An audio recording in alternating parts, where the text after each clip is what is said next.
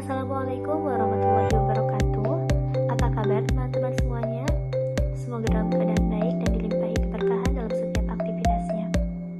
Pada kesempatan kali ini kita akan mengadakan presentasi dengan judul meningkatkan pembelajaran multimedia berbasis audio dan video pada mata kuliah pengembangan media pembelajaran digital yang diampu oleh Bapak Muhammad Rijal Wahid Muharam MPD.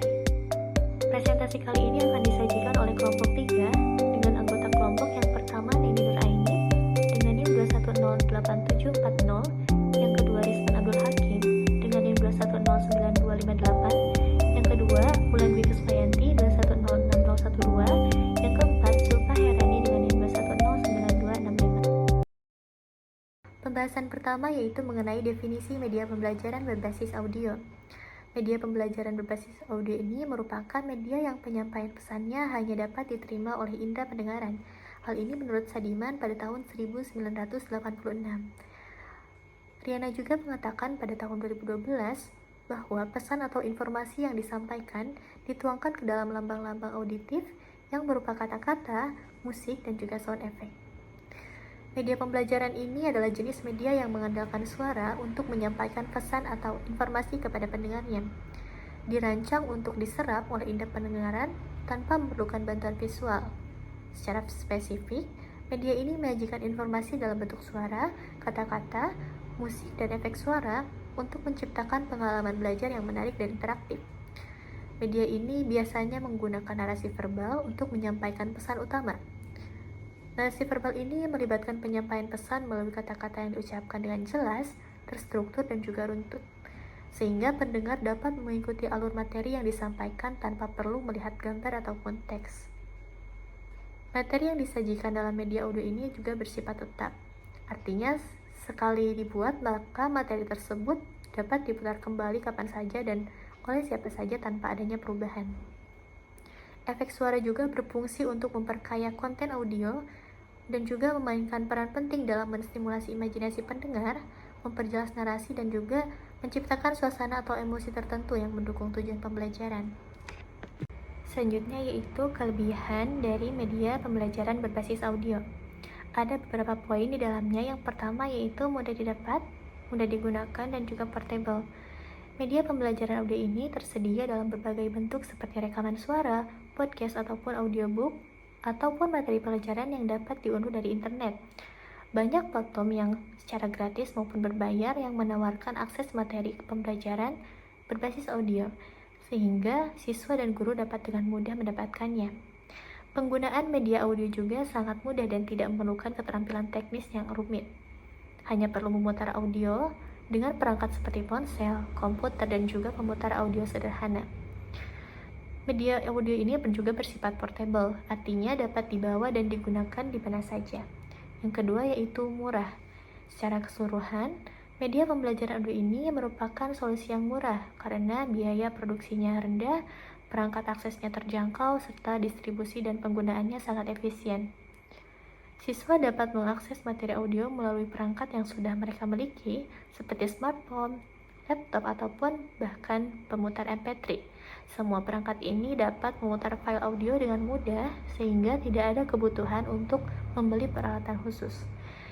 Di internet juga banyak sumber daya pendidikan audio yang disediakan secara gratis oleh institusi pendidikan, perpustakaan, ataupun platform pembelajaran online. Selanjutnya, yaitu dapat diproduksi. Konten audio berbasis digital ini merupakan format MP3 yang dapat diperbanyak dengan mudah. Setelah materi audio selesai diproduksi, guru atau lembaga pendidikan dapat membuat salinan. Tidak ada kehilangan kualitas audio saat file tersebut direproduksi secara digital, sehingga salinan tetap memiliki kualitas yang sama seperti aslinya. Yang keempat yaitu merangsang. Media audio hanya mengandalkan indera pendengaran, sehingga pendengar secara alami diajak untuk membayangkan atau memvisualisasikan apa yang mereka dengar. Ketika mendengarkan deskripsi, cerita, ataupun penjelasan melalui suara, pendengar menggunakan imajinasi mereka untuk menciptakan gambaran mental dari informasi yang diterima. Selanjutnya yaitu penyajian secara lisan. Media pembelajaran berbasis audio ini sangat efektif dalam menyajikan pesan secara lisan, yang memungkinkan siswa menerima informasi melalui suara tanpa harus mengandalkan kemampuan baca teks. Hal ini akan memberikan manfaat khusus bagi siswa yang mungkin memiliki keterbatasan dalam membaca ataupun yang lebih efektif belajar melalui cara-cara auditori. Yang selanjutnya yaitu menyajikan informasi terkini. Media audio berbasis web seringkali memanfaatkan teknologi siaran langsung ataupun live streaming yang memungkinkan penyedia informasi seperti guru ataupun institusi pendidikan menyampaikan materi secara real time kepada siswa. Dengan siaran langsung, guru dapat menyampaikan materi yang relevan dengan situasi saat ini, memberikan instruksi terbaru ataupun menanggapi perkembangan terkini dalam suatu subjek. Hal ini akan memberikan pengalaman belajar yang lebih interaktif dan up to date bagi siswa.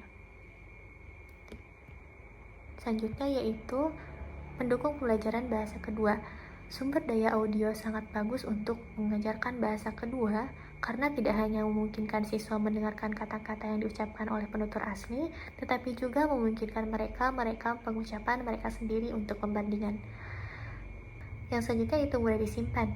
File MP3 dapat disimpan dengan mudah dengan ukuran yang relatif kecil dibandingkan dengan media lain seperti video, sehingga tidak memerlukan banyak ruang penyimpanan. Selanjutnya yaitu mengenai keterbatasan media pembelajaran berbasis audio. Ada 4 hal yang menjadi keterbatasannya. Pada poin pertama itu mengenai hak cipta. Hak cipta ini memberikan perlindungan hukum kepada pencipta atau pemilik karya audio supaya karya mereka tidak disalin, didistribusikan, dan digunakan tanpa izin. Hal ini termasuk karya komersial seperti rekaman suara, musik, narasi, ataupun konten pembelajaran.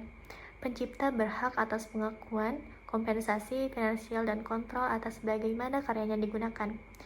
Media audio ini seperti rekaman suara, podcast, ataupun musik sangat mudah untuk diduplikasi menggunakan teknologi modern. Hanya dengan perangkat sederhana seperti komputer ataupun ponsel, seseorang dapat menyalin file audio dalam jumlah besar tanpa mengurangi kualitas suara. Yang kedua yaitu masalah tidak memantau perhatian.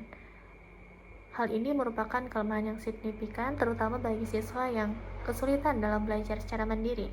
Beberapa siswa, terutama mereka yang memiliki kesulitan konsentrasi atau yang terbiasa dengan instruksi langsung dari guru, akan sangat mungkin mengalami kesulitan menjaga fokus saat mendengarkan media audio. Gangguan eksternal seperti suara lingkungan atau aktivitas di sekitar bisa lebih mudah mengalihkan perhatian mereka karena media audio tidak bisa mendeteksi kondisi ini, sehingga siswa mungkin mendengar konten tetapi tidak benar-benar mendengarkan dengan seksama atau memahami materi yang disampaikan. Yang ketiga yaitu setiap siswa memiliki kemampuan belajar dan rentang perhatian yang berbeda. Beberapa siswa dapat mengikuti materi dengan cepat dan memahami informasi baru dengan baik, sementara yang lain mungkin membutuhkan waktu yang lebih lama untuk memproses informasi. Kesulitan ini membuatnya sulit bagi guru untuk menentukan kecepatan yang tepat untuk seluruh kelas. Yang keempat yaitu sifat konten tetap pada media audio akan membawa tantangan tersendiri dalam pembelajaran. Ketidakmampuan untuk mengubah ataupun memperbarui informasi tanpa merekam ulang dapat mengakibatkan materi menjadi ketinggalan zaman ataupun mengurangi peluang interaksi antara siswa dan guru. Ketika ada kebutuhan untuk memperbarui informasi dalam rekaman audio, guru atau penyedia materi harus mengulang proses rekaman. Selanjutnya yaitu mengenai integrasi media audio dalam pembelajaran. Integrasi ini merupakan gabungan penggunaan media audio seperti rekaman suara, podcast, dan juga efek suara ke dalam berbagai aktivitas dan metode pengajaran untuk meningkatkan pengalaman belajar siswa. Integrasi ini bertujuan untuk menciptakan lingkungan belajar yang lebih interaktif, menarik, dan efektif dengan memanfaatkan kekuatan media audio dalam menyampaikan informasi, merangsang imajinasi, dan juga memperkuat pemahaman konsep. Di sini, saya mengambil salah satu contoh dari Smaldino, yaitu mengenai siswa sekolah dasar membuat jurnal membaca digital yang berisi rekaman tahunan tentang cerita favorit. Beberapa langkahnya yaitu contohnya pada yang pertama ada pemilihan cerita favorit. Di sini siswa memilih beberapa cerita yang mereka sukai dari berbagai genre, mulai dari fiksi ataupun non-fiksi dan juga buku bergambar. Proses pemilihannya membantu mereka mengembangkan minat baca. Yang kedua yaitu proses membaca dan merekam. Setelah siswa memilih cerita, siswa membaca buku tersebut dengan lantang dan merekam bacaan mereka. Dalam merekaman, siswa dapat menyertakan pendapat mereka tentang karakter, tema, dan plot cerita. Yang ketiga yaitu mengedit dan mengunggah rekaman.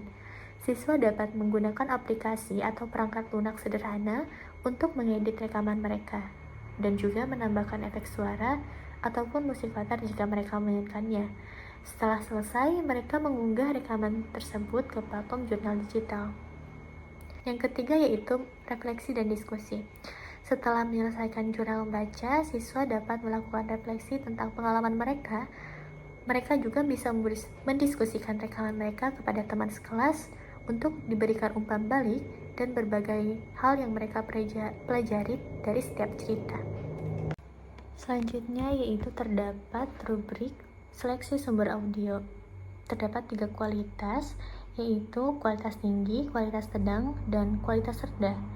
Adapun aspek penilaiannya yaitu pada keselarasan dengan standar, hasil dan tujuan, lalu informasi yang akurat dan terkini, bahasa yang sesuai usia, lalu tingkat minat dan keterlibatan, lalu kualitas teknis, dan kemudahan penggunaan siswa atau guru, lalu bebas bias, lalu panduan dan petunjuk penggunaan, lalu kecepatan yang sesuai, dan juga yang terakhir penggunaan alat bantu pembelajaran kognitif seperti ikhtisar, isyarat, maupun ringkasan. Rubrik ini akan memberikan standar yang jelas sehingga penilaian sumber audio menjadi lebih objektif dan konsisten.